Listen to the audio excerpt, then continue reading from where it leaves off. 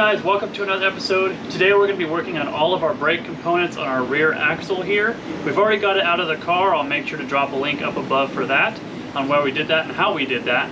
So we're going to be taking all the pieces back onto it. We're also going to be working on our brake caliper, our rotor. We're also going to take out our axle shaft and look at our bearing to make sure it's in good shape. And if it looks good, we're going to re-grease everything and stick it back together.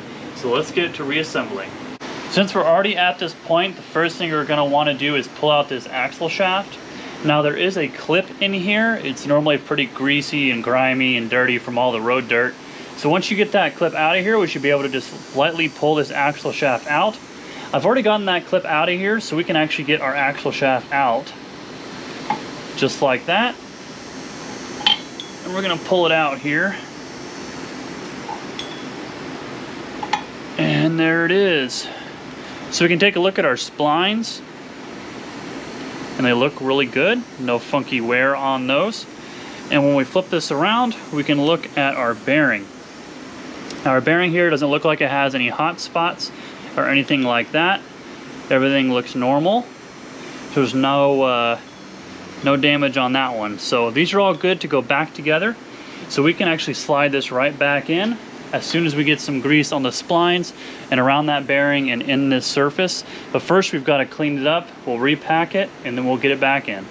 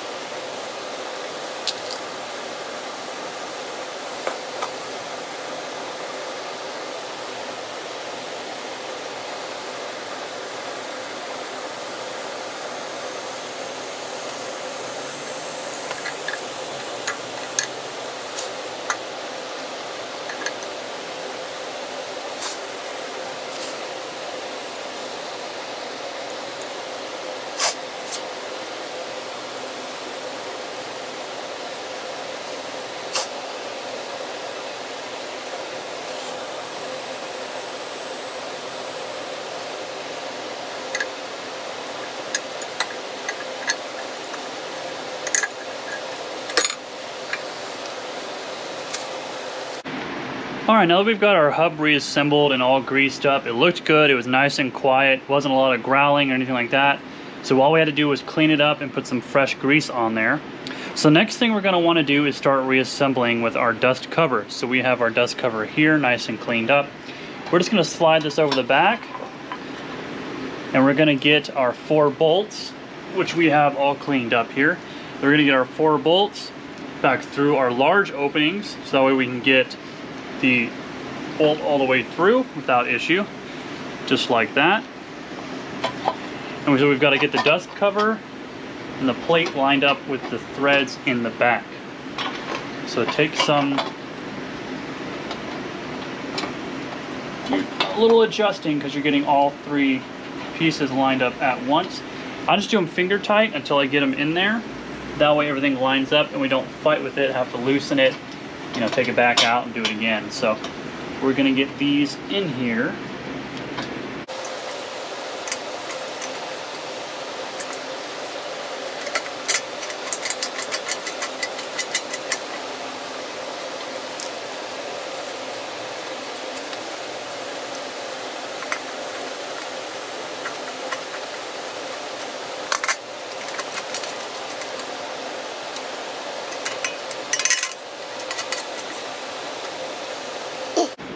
So now that those are in there, we use our impact. These are 17 millimeter. So I've got our long extension in here, and these fit perfectly through our access holes. And I just get these in there until they're tight.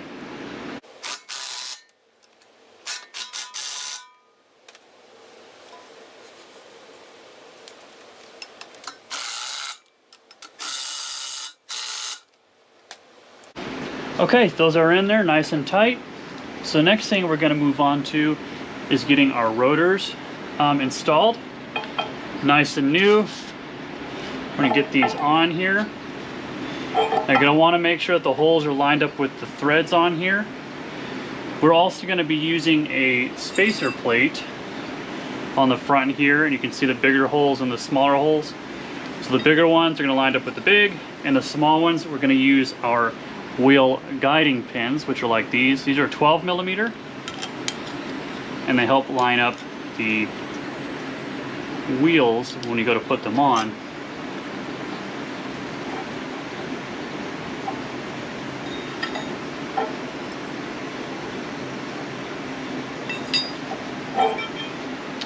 Helps if I have them lined up right, huh? There we go. Now we'll put our spacer on. And then those will thread in, and that'll hold all of it together while we work on it.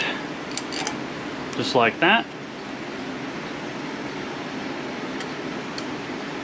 Okay, and like I said, these are a 12 millimeter. We're just gonna get those drove on there real quick to hold everything together. Just like that, and everything's on there. So the next pieces we're gonna start on, I'm gonna have to roll this forward, but we're gonna start with our caliper mount here. They've got these little guide pins in here, and they've also got these anti-rattle springs. And I'm gonna put them on there with when they're on there, but you can see they've kind of have a cradle that they sit in, like that. And that's how they sit. Make sure you have the flat side in on both sides, because you need to have two.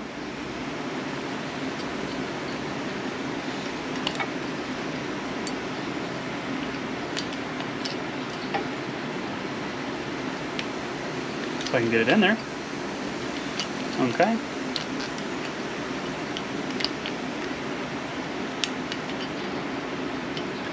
So they're going to go in like that. And those will put pressure on our brake pads when we get them in there. But it's much easier to get this put on first and then put on our brake pads. So let me get this twisted over. That way we can access it and get these on. So you see that this has got a curve to it. Well, it follows the curve of your rotor. So this goes on the inside between the rotor and the mounting plate on the back. And there's two bolts that hold it on. These are 17 millimeter. One on the top, one on the bottom. One here, and one here.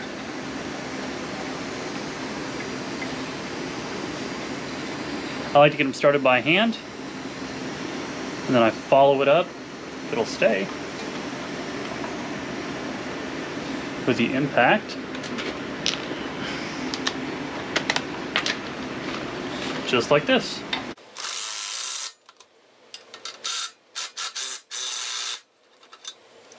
All right, so now that is on there. So now we can move on to where our brake pads sit and make this process a lot easier. And from here, it's all downhill, super easy. At this point is when we add our brake pads, and you'll see they're gonna sit in here nice and even. One on the front, just like that, and one on the back.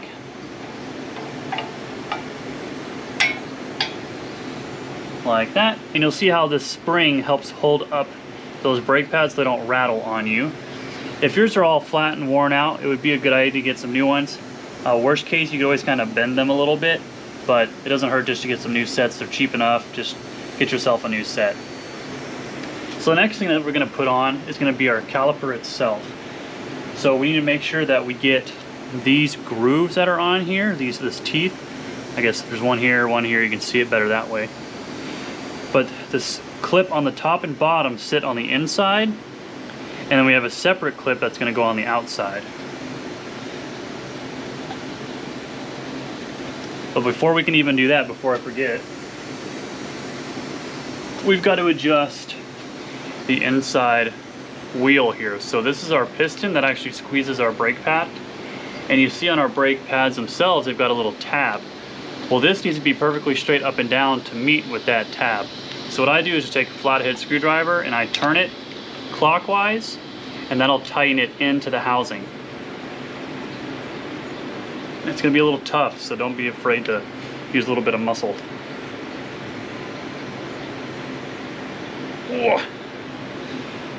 Of Of course, now that I need to get it moved, it won't move for me.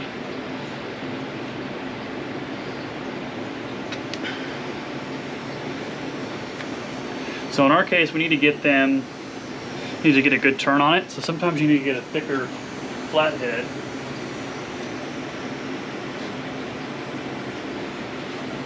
Something kind of like this will help you.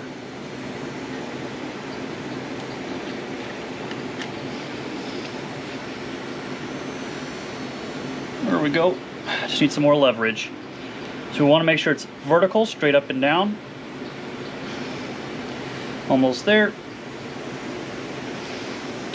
Just like that. And now we're vertical, which means we're going to match up with the groove in our brake pads. This is a good time to add some anti-squeak kind of material on here. This is just what comes with the brakes.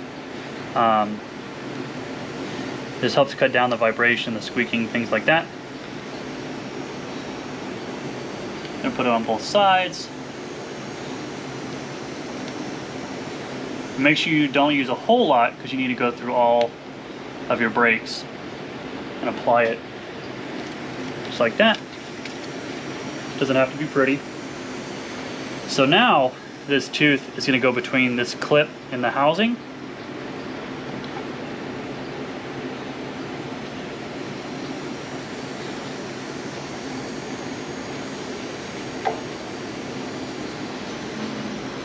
There's that one there. Come down and get the other one.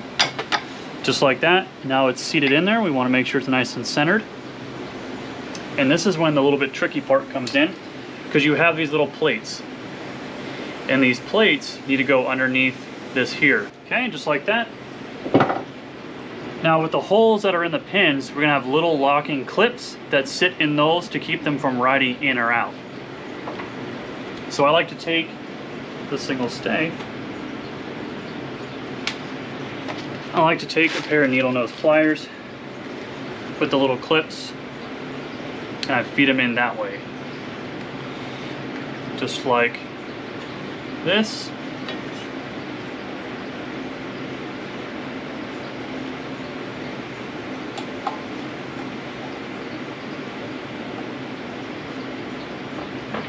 Sometimes you gotta tap them in a little bit.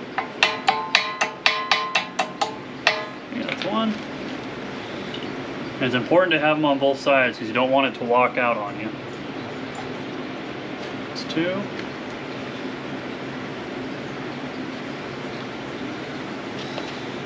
Three. And four.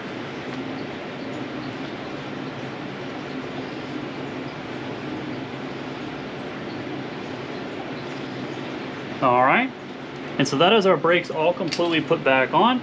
So the next thing we're going to want to do is get our rubber line. Now this axle is upside down, so we're going to want to get our rubber line in here. It has to be screwed in because this side will receive the hard line.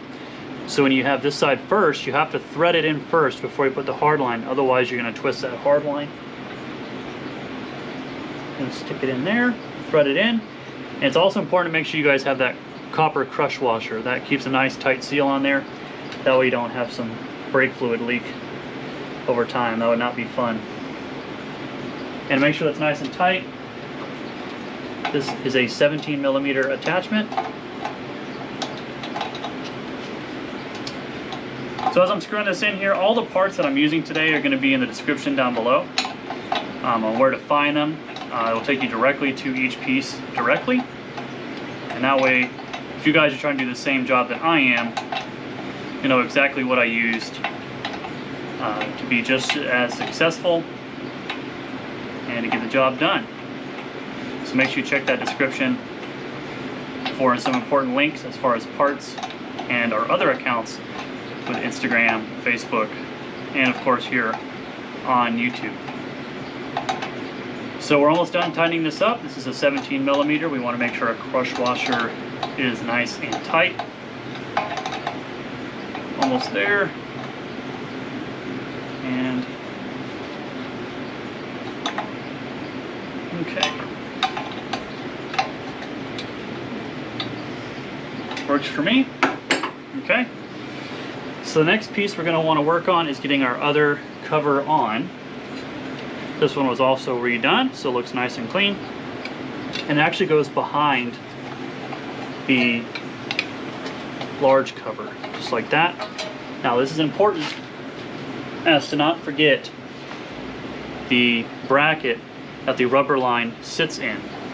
So 2 of the bolts will hold it on. This rubber line will go through it, and then there's a little clip that looks like this. You'll need one of these. It will slip over that, just like that, and hold it in.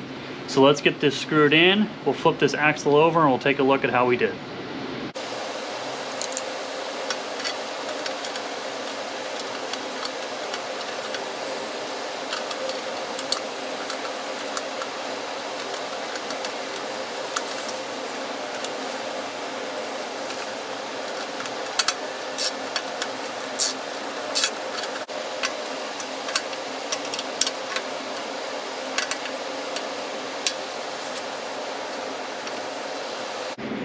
So now we're on to the last part where our rubber line meets our hard line, and all we're going to do is screw that back in.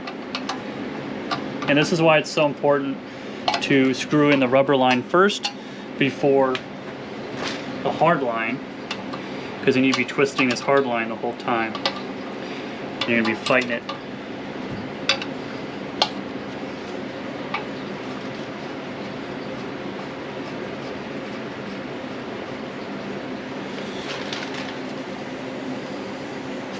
So we're going to take our 10, and I think it's a 15. Maybe not. It is a 17. Our 17mm wrench on this side to hold the rubber line. We're going to take our 10 and tighten on our hard line. If you have not done so already, this would have been before you even get to this point, make sure you blow out those hard lines. We've done it twice to make sure they're completely clear. There you go. And the last piece is going to be this clip. We make sure it's all the way through.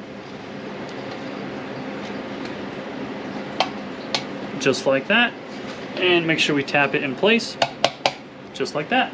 And we can see how much of a difference this makes. All the nice, new, clean parts. Everything's put together. The last thing you'll want to do is take some brake clean and clean off all the protective film before you go out for a drive. Obviously we're going to take some time and not do that quite yet, because we still have to get the rest of the car put together and get this back into the rear end here. So we're going to take our time and not deal with that just yet until we're ready to get the thing out. But you can see how much better our rear axle already looks. All cleaned, all back together, nice new rubber lines, all put back together, all nice and shiny. So much of an improvement, and this is where it all begins. From the bottom up, nobody sees these parts, but we all know at the end of the day that we're gonna have a nice solid foundation that this all sits on. Alright guys, and that is just how easy it is to change your calipers, your pads, your new rubber brake lines, put on rotors, and check your axle shaft all while your rear end is out. Of course you can do these things while your rear axle is in the car, but of course it makes it a little easier when it's out of the car. So thank you guys so much for tuning in. Make sure you subscribe, like, and comment. Make sure you guys follow us on Instagram and Facebook at Garage Time TV and join in on the conversation. But until next time, guys, we'll see you.